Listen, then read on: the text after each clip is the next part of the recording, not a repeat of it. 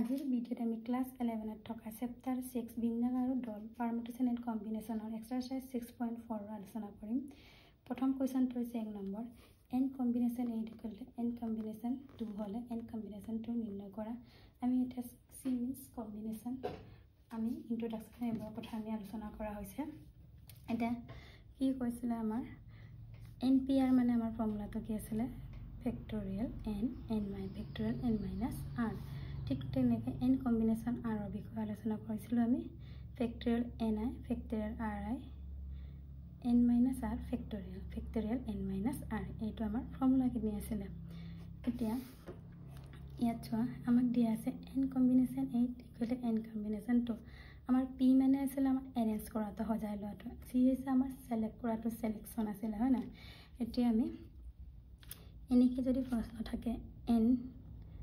combination n minus r equal to n combination r যদি থাকে কি হবে আমার n equal to আমার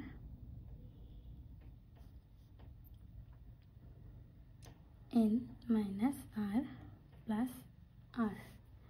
মানে ইয়াত n যদি একে থাকে তেতিয়া n minus r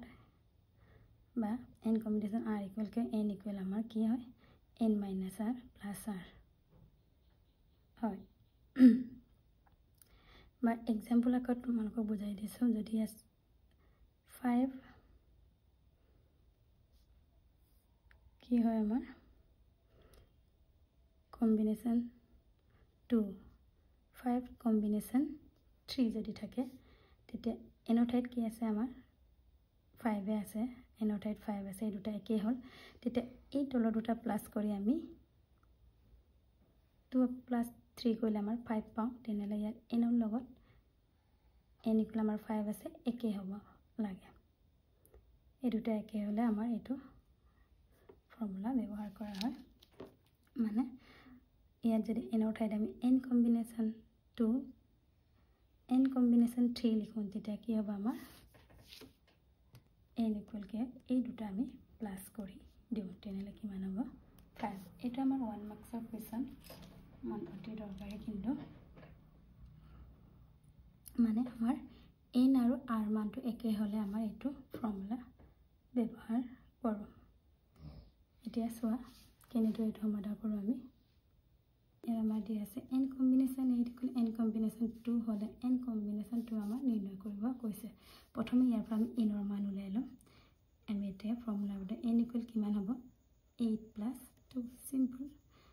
n equal কিমান হ'ব আমাৰ 10 তাৰপিছত আমি n ইকুৱেল 10 ৰ পিছত আমি কি উলাব কৈছে আমাক n কম্বিনেশন 2 ৰ মানটো n কম্বিনেশন 2 n ৰ মান ইয়াত বহাই দিলো আমাৰ ফৰ্মুলাটো কি আছিল এটো আছিল আমি n ৰ ঠাইত 10 আছে r ৰ ঠাইত আমাৰ 2 আছে তেনেহলে ফেক্টৰিয়েল 10 ফেক্টৰিয়েল 2 ফেক্টৰিয়েল 10 minus 2 কিমান হ'ব 10 minus 2 8 হয় তেন্তে ফেক্টৰিয়েল 10 টো ভাঙি দিলে 10 9 8 আমি 8 স্টপ কৰি দিছো 2 টো আমাৰ 2 1 আকৌ ফেক্টৰিয়েল 10 minus 2 আমাৰ 8 হয় 8 কেনসেল 2 ৰে 10 কিমান 5 হল 5 9 জাৰ কিমান পালো আমি 45 এনেকৈ আমি উলিয়াব লাগে। এটো প্ৰশ্নটো মনত ৰাখিবা এনেধৰ প্ৰশ্ন এনৰ যদি একে থাকে এনৰ মান যদি একে থাকে তেন্তে r ৰ ভ্যালুটো আমি প্লাস কৰি দি উলাব পাৰো। এতিয়া নেক্সট আমাৰ 2 নম্বৰ প্ৰশ্নটো চোৱা আমাৰ 2 নম্বৰ প্ৰশ্নটো কি কৈছে এনৰ মান নিৰ্ণয় কৰিব কৈছে মান find the value of n 1 নম্বৰ কোৱেশ্চনটো কি দিয়া আছে twice n combination 3 is to n combination 3 আকৌ 3 is to 1 তেতিয়া আমি নেক্সট স্টেপটো কি লিখিম অনুপাতত থাকিলে ৰেশিওত থাকিলে ভগ্নাংকত লিখো তেতিয়া 12/1 হয়। এতিয়া আমাৰ এটো কম্বিনেশনৰ ফৰ্মুলা ভাঙি দিয়া কি আছিল আমাৰ ফেক্টৰিয়েল 2n হ'ব এতিয়া factorial 3 2n minus 3 divided by আকৌ n কম্বিনেশন 3 টো কি হ'ব ফেক্টৰিয়েল n আৰু ভ্যালু 3 ফেক্টৰিয়েল 3 আকৌ ফেক্টৰিয়েল n minus 3 12/1 এইটো আমাৰ কি হ'ব ফেক্টৰিয়েল 2n ফেক্টৰিয়েল 2n - 3 কোনটো ডাঙৰ আমাৰ ফেক্টৰিয়েল 2n তেনেহ'লে এটা আমি ভাঙি দিম 2n ৰ পৰা 2n - 1 2n - 2 আকৌ ফেক্টৰিয়েল 2n - 3 হ'ব এটা আগতে পাইছা কেনেকৈ ভাঙা হয় তাৰ পিছত তলত কি আছে আমাৰ ফেক্টৰিয়েল 3 ফেক্টৰিয়েল 3 কেনসেল হৈ গ'ল তেনেহ'লে আমি এইটো কি লিখিব পাৰোঁ ফেক্টৰিয়েল 2n - 3 আকৌ ইনটু কৰাৰ লগে লগে আমাৰ n - 3 টো ওপৰলৈ যাব আৰু ফেক্টৰিয়েল n আৰু n - 3 কোনটো ডাঙৰ আমাৰ n তেনে ফেক্টৰিয়েল n - 3 টো ওপৰলৈ পঠিয়ালো তে n টো n - 1 n - 2 আকৌ আমাৰ ইয়াত ফেক্টৰিয়েল n - 3 আছে ফেক্টৰিয়েল n - 3 তে আমি স্টপ ইকুৱেল টু আমাৰ 12/1 তাৰপিছত আমাৰ এইটো কেনসেল গ'ল এইটো কেনসেল গ'ল n কেনসেল ঠিক তেনেকৈ আমাৰ ইয়াৰ পৰা 2 এটা কমন আনি দিওঁ নেক্সট আমি কি পালোঁ 2 2 জাৰ 4 n - 1 কেনসেল গ'ল আকৌ 2n - 1/n - 2 12/1 এতিয়া 4 2 জাৰ 1 এৰে এইটো ক্ৰছ মাল্টিপ্লিকেশ্যন কৰি দিলে একেই হ'ব 4 2 জাৰ 8n minus 4 1 জাৰ 4 আকৌ 12 into n 2 12 জাৰ 24 তে 8n প্লাছ এইফালে আনিলোঁ প্লাছ 12 into মাইনাছ হ'ল আকৌ মাইনাছ 24 মাইনাছ প্লাছ মাইনাছ এইফালে আনিলে আমাৰ প্লাছ হ'ল এতিয়া কিমান হ'ল আমাৰ 8 minus 12 minus 4n আকৌ minus 24 plus 4 minus 20 কিমান হ'ব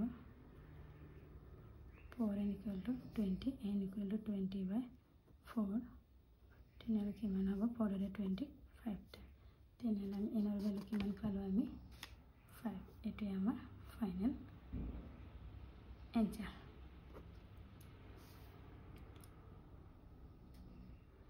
এতিয়া আমি নেক্সট 2 নম্বৰটো কৰোঁ 2 নম্বৰটো কি আছে আমাৰ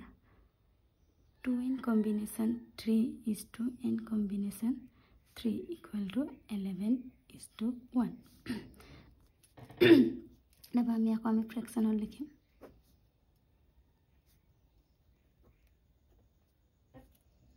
তাৰপিছত আকৌ আমি এইটো ভাঙি দিম কিমান হ'ব factorial 2n factorial 3 factorial 2n - 3 ঠিক তেনেকৈ factorial n factorial 3 factorial n - 3 আমাৰ কম্বিনেশ্যন ফৰ্মুলাটো তো ফেক্টৰিয়েল 3 ফেক্টৰিয়েল কেনসেল গ'ল আগৰ নিচিনা একে আমি এইটো কৰিম কিমান হ'ব ফেক্টৰিয়েল 2n - 3 আমাৰ ফেক্টৰিয়েল 2n টো ডাঙৰ আমি এইটো ভাঙিলে কিমান হ'ব 2n - 2 আকৌ কৰি ষ্টপ কৰিম আমি 2n - 3 আকৌ 2n - 3 নেক্সট আকৌ আমাৰ দিছে ফেক্টৰিয়েল n - 3 আমাৰ কোনটো ডাঙৰ n টো ডাঙৰ তেনেহ'লে n - 1 n - 2 আমাৰ তলত n - 3 আছে কাৰণে আমি n - 3 তে ষ্টপ কৰিম তলত ডিভাইডেড বাই কি হ'ব আমাৰ n - 3 ইকুৱেল টু আমাৰ 11/1 এতিয়া আমাৰ ফেক্টৰ n - 3 কেনসেল গ'ল আকৌ 2n - 3 2n - 3 কেনসেল গ'ল আকৌ n ও কেনসেল কৰিছে আকৌ যদি আমি ইয়াৰ পৰা এটা কমন আনো যে কি থাকে চোৱা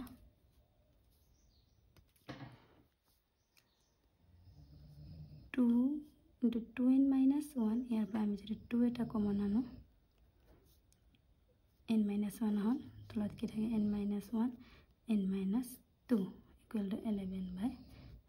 ইয়াতো n - 1 কেনসেল গ'ল 2 2 জাৰ কিমান হ'ল আমাৰ 4 2n - 1 by n - 2 11/1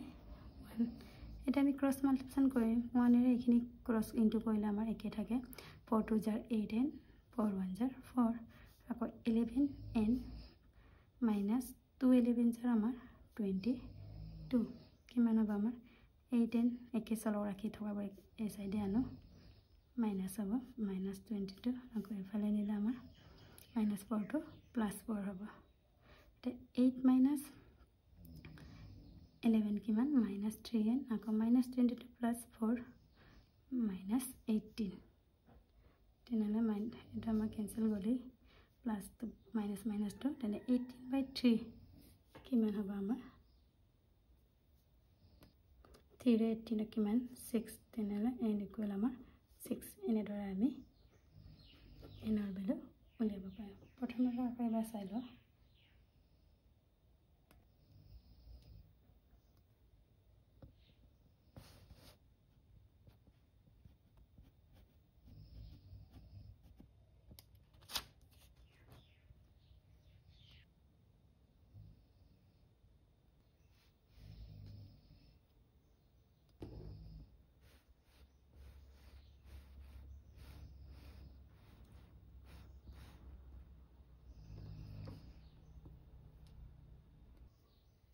ইয়াৰ পিছৰখিনি মই নেক্সট ভিডিঅ'ত আলোচনা কৰিম